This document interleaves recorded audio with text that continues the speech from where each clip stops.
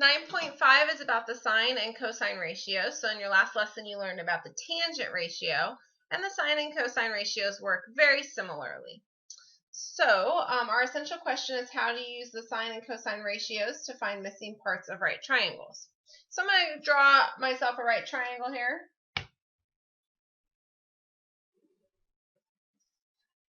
Similar to our last lesson with tangent, I'm going to talk about an angle and then how every side relates to that angle.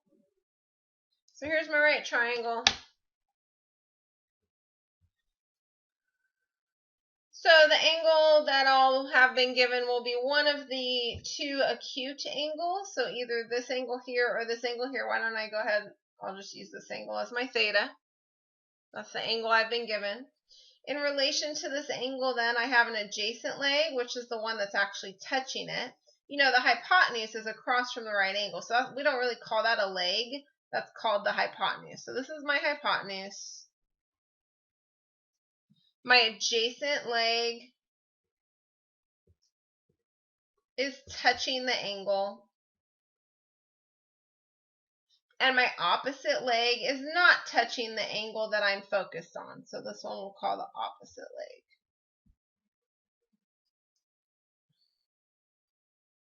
So as you learned before, the tangent, or tan, of theta was the opposite leg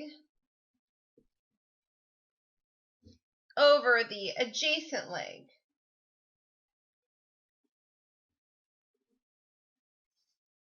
And we gave that, you know, as kind of a mnemonic device to remember that. That's the TOA. So the T for tangent, the O for opposite, the A for adjacent. So we would say that for a mnemonic device, TOA. And I'll show you where this comes into play in a minute. So we can do this for sine and cosine as well. So sine of any angle is always going to be the opposite leg over the hypotenuse. And so we take the first letter of sine, S, and then the first letter of each of these, O and H, and that gives us SO. So the mnemonic device to help you remember that sine is opposite over hypotenuse is SO, S-O-H. And then cosine of any angle is similar. It's like you kind of mix these two together. So you're basically going to have the adjacent leg over the hypotenuse. Okay, so cosine has the C, the A, and the H. So its mnemonic device is CA, C-A-H. And so there's like a little saying that people use to remember this. So-ca, toa, but I guess you could go toa, so-ca. It's totally up to you. But so this is just a way to help you remember that sine is opposite over hypotenuse. Cosine is adjacent over hypotenuse. And tangent is opposite over adjacent. Or you just remember these. Okay, it's totally up to you how you would like to remember that. But these mnemonic devices are kind of helpful.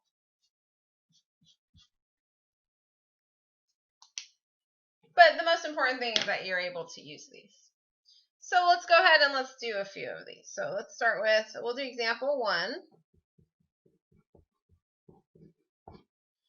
It says to find sine of S, sine of R, cosine of S, and cosine of R. We're going to write each answer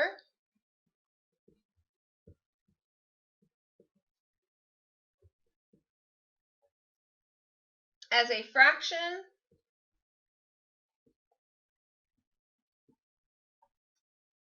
and decimal rounded to 4 places. And they give us a triangle, a right triangle.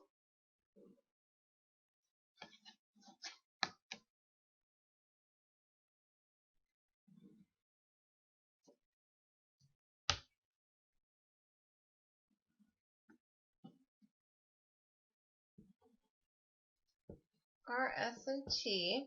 The right angle is T. The hypotenuse here is 65. RT is 63. And ST is 16. All right, so we'll start with, we'll just go in order here. So sine of S. So sine is opposite over hypotenuse. So if I'm looking at S, my opposite is 63. My hypotenuse is 65. So it's 63 over 65. And I'll do the decimal in a minute. I'll do those all at one time. How about that? So then I'll also do sine of R. So sine of R now is opposite over hypotenuse. So it's 16 over 65.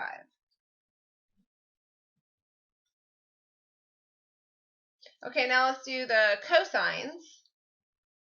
So cosine of S, well, that's adjacent over hypotenuse, right? Cosine is adjacent over hypotenuse. So in relation to S, adjacent is 16 and hypotenuse is 65. Notice that sine of R and cosine of S are exactly the same, right? And that's just because of where they're located. So sine of R was opposite, but cosine of S is adjacent. Well, 16 is opposite of R, but it's adjacent to S. So what do you think cosine of R is going to be? Right? So now I'm looking at cosine, which is adjacent over hypotenuse. But that's really going to be the same as sine over S, because 63 was opposite of S. So this is 63 over 65. Again, cosine of R is adjacent leg over hypotenuse. And now I can get just really, I just have to do my division twice.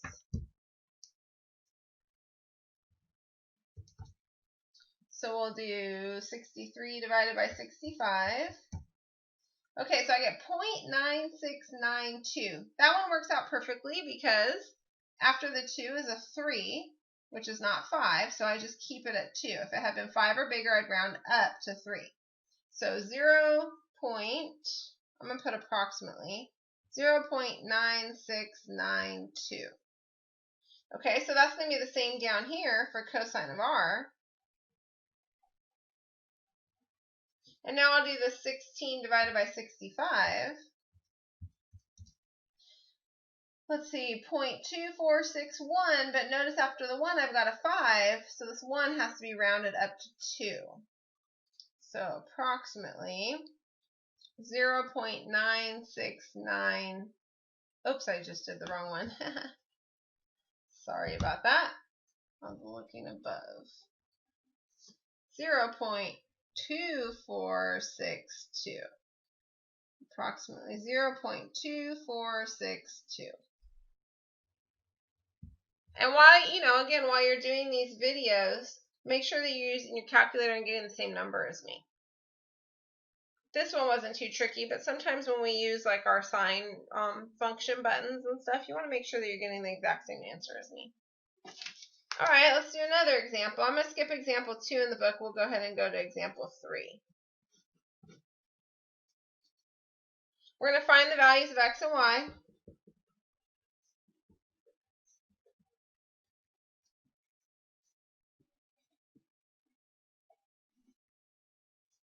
Oops.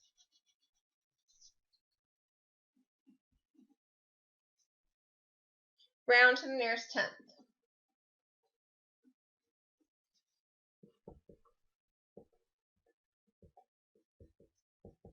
Tenth is the first decimal place after the decimal. All right, and you're given a right triangle.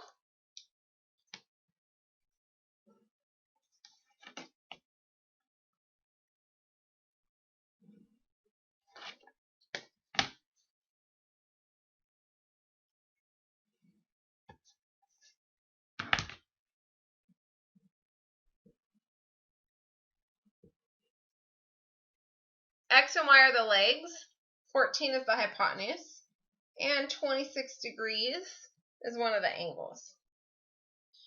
All right, so we're going to find X and Y. So notice I've been given the hypotenuse. So if I'm going to solve for X or Y, what I need to make sure that I don't use tangent, because I need to include something that I've been given. Tangent of 26 would be opposite over adjacent, which would be X over Y. So I wouldn't have anything except for two variables that I wouldn't be able to solve with. I need to just have one variable when I'm trying to solve these. So if I think about, for example, with finding X. Well, X is opposite of 26 degrees, and I have the hypotenuse. So I know that I can use sine because opposite and hypotenuse, sine is opposite over hypotenuse. Okay, so I'm going to start with that. So I'm going to say, all right, sine of 26 degrees is equal to my opposite leg, which is X, over my hypotenuse, which is 14. And then from that, I can go ahead and solve for X. So one thing you can do is you can multiply, because X is being divided by 14. We can multiply both sides by 14. You can also think of this as cross multiplying, because this is really like over 1. Okay, so that's another option. All right, so the 14's here reduce, and I'm left with X equals 14 times sine of 26 degrees. All right, now let's make sure I'm in the right mode. So me, in my different classes, I use different modes. I always have to make sure I'm in degree mode. You'll need to do that as you move forward through math class. We're not doing radians this year. Okay, so we're going to go 14 times sine of 26. So 14 times sine of 26 degrees. You don't have to put a degree symbol in there because your calculator, as long as you're in degree mode, it knows. So I'm getting 6.137, so on. But again, it says to round to the nearest tenth, so I'm just going to look at that 3. That 3 is less than 5, so it'll just be 6.1. Now, another way that you can do this, and so you have to be careful. Let's say you typed in sine of 26 first. Oops. If you want to then multiply that by 14, you have to close the parentheses because 26 is the input of sine. Okay, so that would be 26, sine of 26 times 14. That gives me the same answer. But you could make an error and you could go sine of 26 times 14. So that's now 26 times 14 is the input of the sine function. You're giving it a different value. That's going to give you a different output. Okay, so the correct answer here should be about 6.1. And maybe I should write approximately.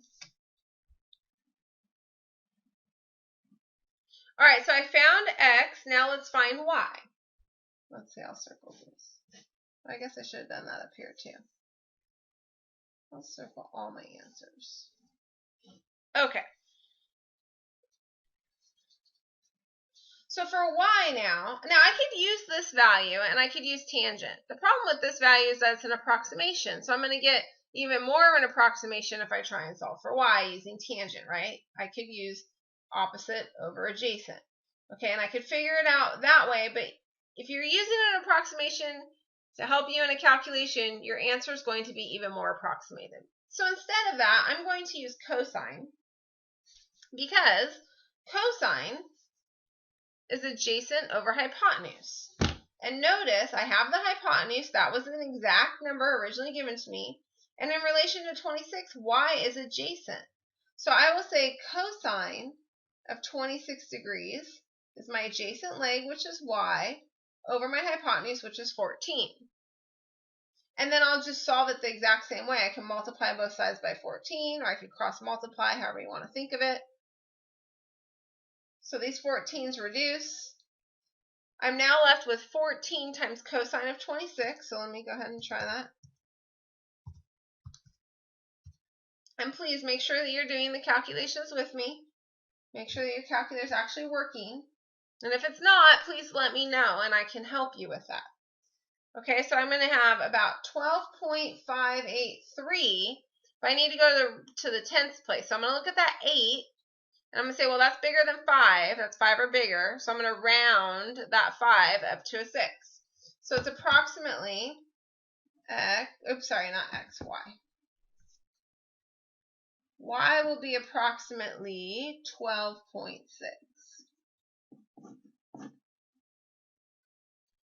Hopefully you're feeling like this is pretty easy. Okay, so let's do a couple more of these. Example 4. We're going to find the sine and cosine of a 45-degree angle.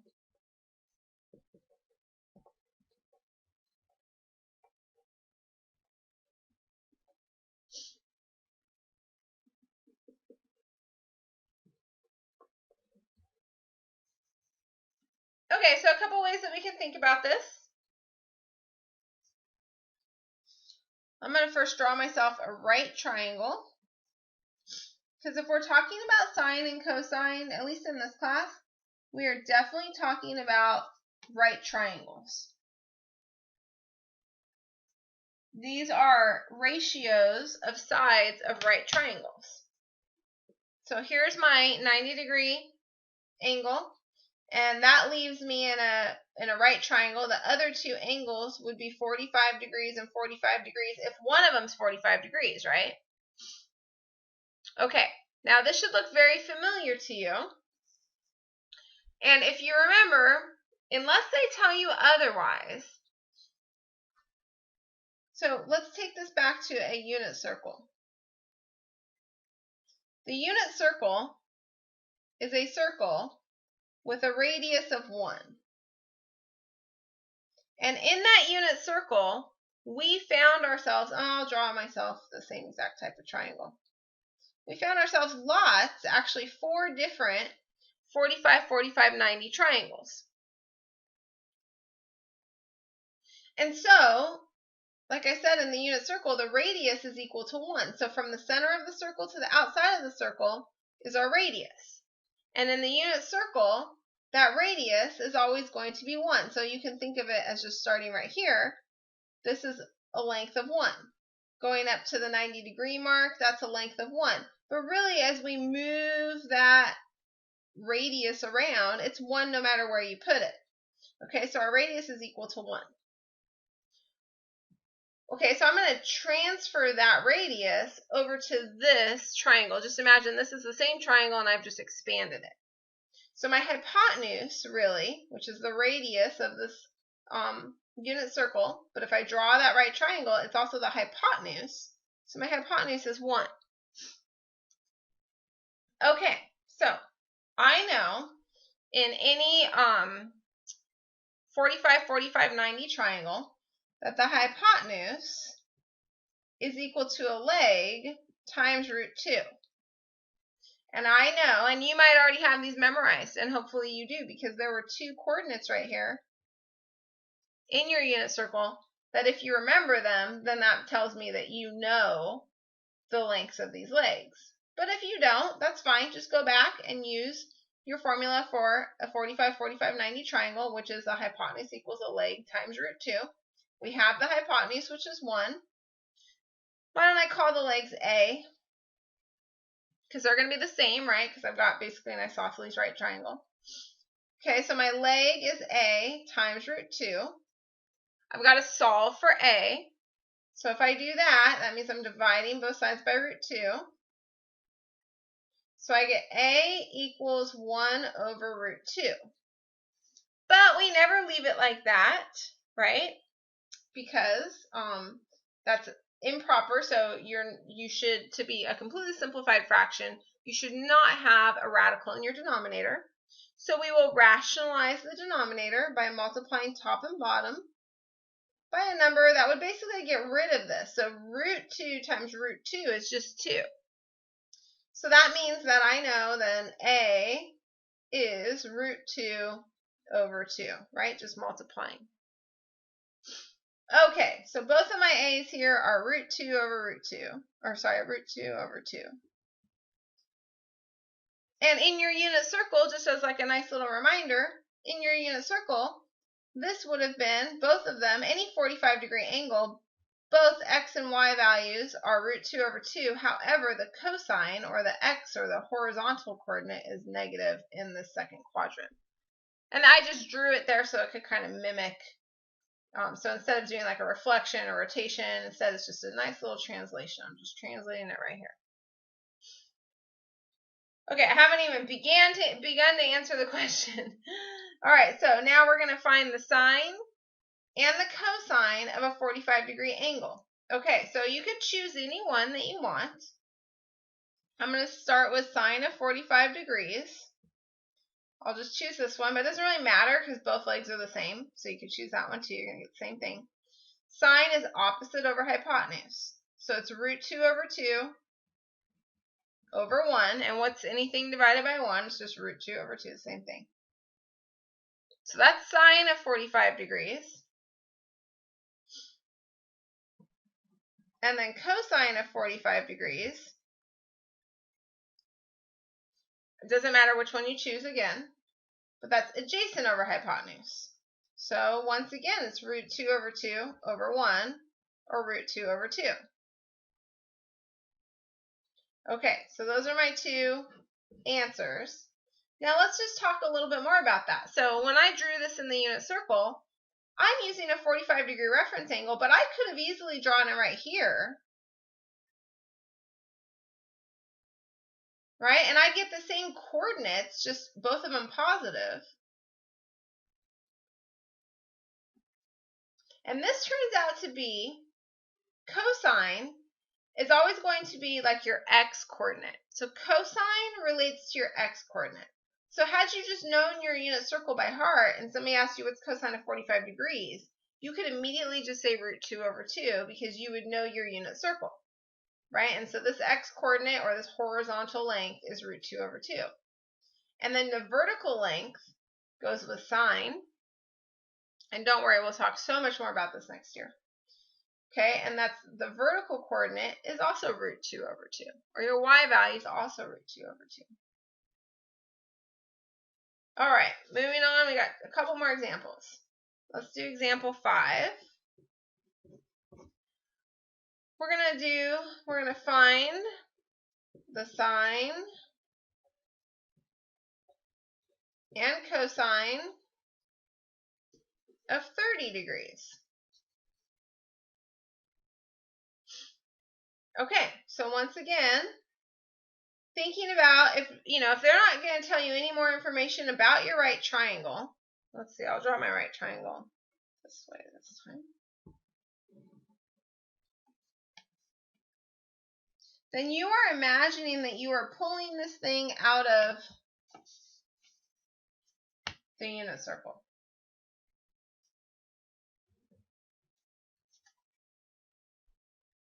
So just imagine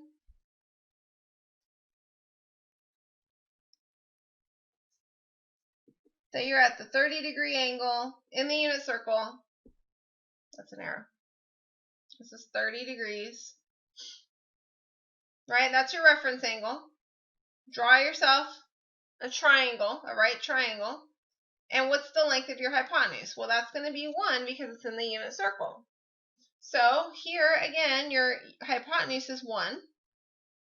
And then I don't know what my two legs are. So let's see, this will be my 30-degree angle and this will be my 60-degree angle.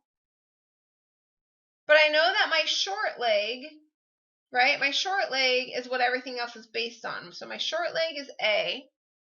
And then I take that short leg and I multiply it by root 3 to get my long leg. And then my hypotenuse, this is really the short leg times 2.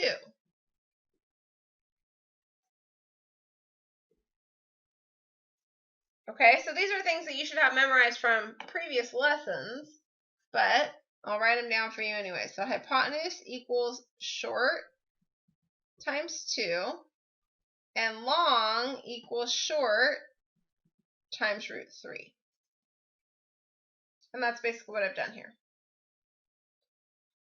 All right, so we'll find our leg lengths first, and these should become very familiar for you. They should look just like your unit circle. All right, so A here, because that's the first thing I want to do is I want to find my short leg. And again, I know that hypotenuse is equal to short times 2. Well, my hypotenuse was 1. My short leg is A. Multiply that by 2. So to solve for A, looks like I get 1/2.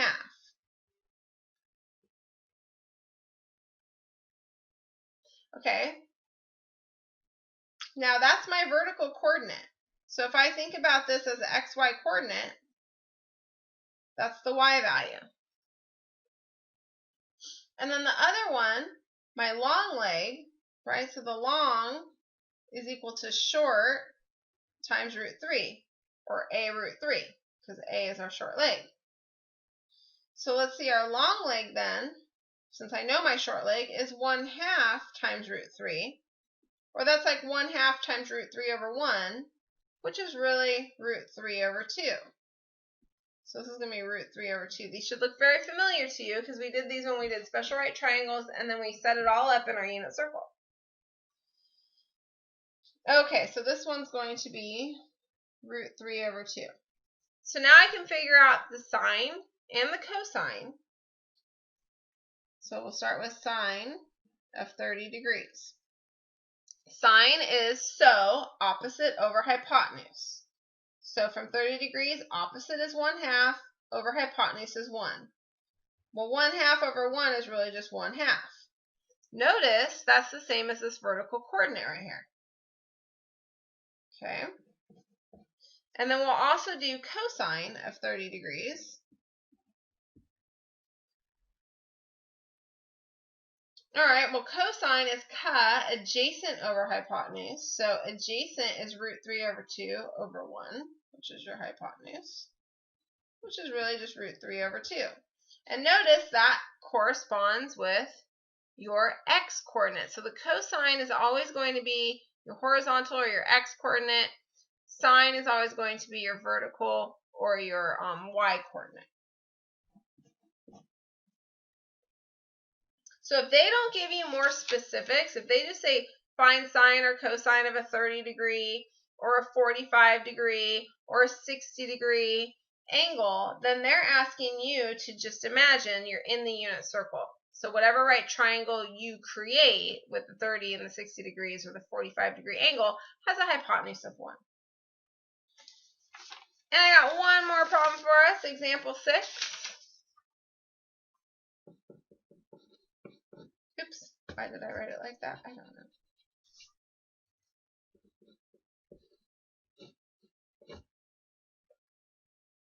I'm going to actually direct you to page 497, please. Go ahead and grab your textbook. I'm going to do the same thing, page 497.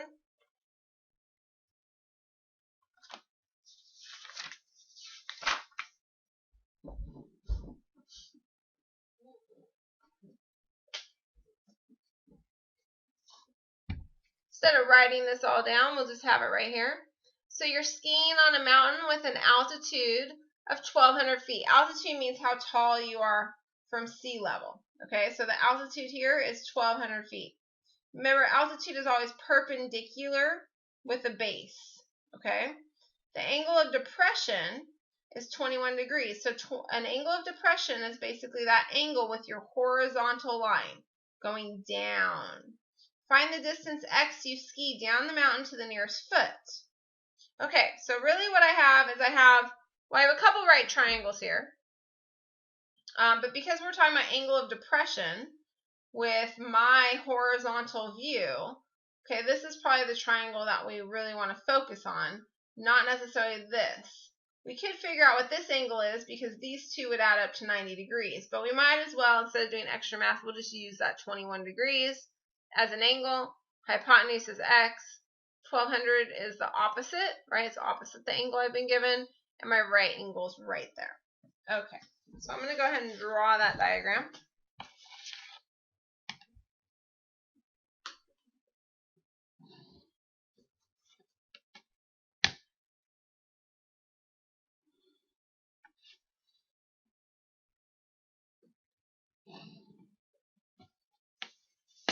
Okay, so here I am. I'm skiing, okay? From me, straight out is a line. From that line down is going to be my angle of depression, so that's 21 degrees. It's not a sad angle. It's being depressed. It's going down. Okay. You have an altitude of 1,200 feet. This is an altitude because it's got to be perpendicular with something. So I can draw the ground here. And I can say this is also a right angle. Okay, and so then if I have two parallel lines here, my horizontal line from me, and then the horizontal line of the ground, these two angles right here are consecutive interior angles that have to add up to 180. So this is also going to be a 90-degree angle. That's just one way of looking at it. There's so many different ways, but just a nice reminder, consecutive interior angles when you have two parallel lines cut by a transversal. Okay, and then we are told that we have to figure out how far I'm skiing down the hill. Okay, so in relation to this angle, I'm looking for the hypotenuse. So I know then, as far as these go, I don't want tangent because there's no hypotenuse in there. If I'm trying to solve for something, I better be able to put it into an equation. So it's either going to be sine or cosine. And in relation to this angle right here, the side that I am given, the 1,200 feet, is opposite it. So which of these am I going to use? That's correct. I'm going to use sine because it's opposite leg over hypotenuse. So I will say that sine of the angle I'm given, which is 21 degrees, is equal to my opposite leg, which is 1,200 feet, over what I don't know, which is my hypotenuse. Now, notice I'm not putting units here because if I put feet here and feet here, those units just reduce. So I don't even need to worry about that at this point. When I'm done, I'll answer my question with x. I'll answer my question in the units of feet. Okay, so first of all, you have a couple options of how to do this. And so far in this lesson, what I've been doing is I've been multiplying both sides by the denominator. So x right now is in the denominator. You can't solve for x as long as it's in the denominator. You got to get it to the numerator.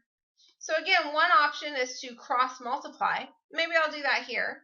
Or the other option is to multiply both sides by x. Actually, I'll do that this time because I always cross multiply. So the x's here reduce. On the right-hand side, you're left with 1,200. On the left, you're going to do x times sine of 21 degrees. Now, x is not by itself. We still have to get x by itself. And x is being multiplied by sine of 21 degrees. So I'm going to undo that by dividing by sine of 21 degrees. So now that sine of 21 degrees those reduce. You're left with x equals, and then you take 1,200 and you divide it by sine of 21. Now I get 3,348. Now it doesn't say to round. It says round to the nearest foot. So I'm going to put an approximately there. And notice that after the decimal place, I've got a 5, so I should round up. So we should have 3,349